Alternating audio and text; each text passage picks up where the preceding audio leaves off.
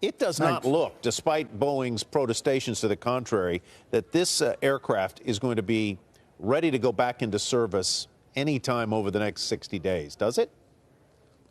I don't think it will be. There's a process that that the FAA is going to go through involving the human factors verification testing. And this time they're going to use line pilots, typical pilots, not Boeing test pilots and FAA test pilots. So they're going to get this right. Then they've got to analyze the data. Then they've got to issue the report and wait for public comment. So I wouldn't, if I were a betting man, I would not expect this certification, this airworthiness directive, to be issued anytime, well, at least for another couple, 3 months.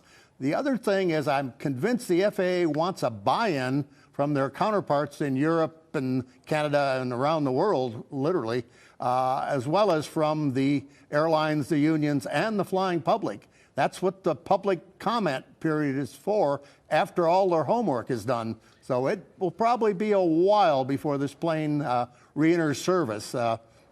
And from what I've read, it appears that somewhat atypically, other air certification authorities around the world are less likely now maybe than normally to go along with what the FAA says. They're going to want their own proof. Am I right about that? Absolutely. And that's, of course, why the FAA, after they do their homework, is going to issue the report, wait for comments, and I'm sure they'll be lobbying their counterparts around the world to try to convince them that all is well and this aircraft can be safely returned to flight. I've personally got a couple of concerns. I think there's a couple things that need to be done before these planes let's get fly to that again. because one of the questions is whether the whole computerized system that was at the heart of those two air disasters really ought to be in this aircraft at all. Is it an improvement over what had been the case, or how does it need to be further improved so that it is not only safe and reliable, but not so confusing to pilots? You've hit the nail on the head. One of the things, if I were still in FAA headquarters as the human performance scientist there, I would be advocating that they install Aural alerts.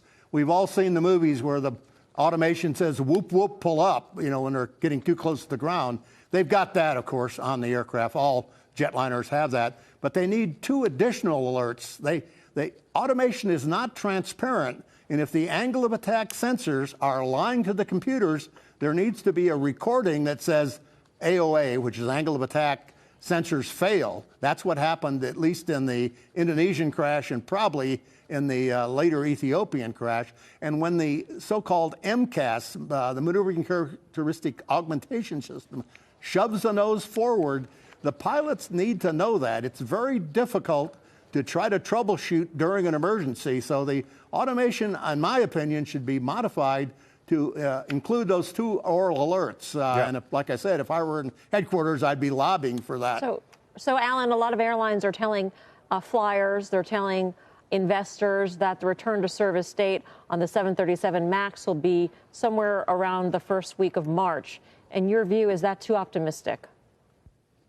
It's probably slightly optimistic. Again, it's going to depend on the reaction of the stakeholders, the unions, the airlines, other regulatory authorities. Once they do this detailed human performance testing, they're going to have to wait for comments. And if there's a lot of yeah-butting from their counterparts or from the other stakeholders, it may be later than March. All right, Al.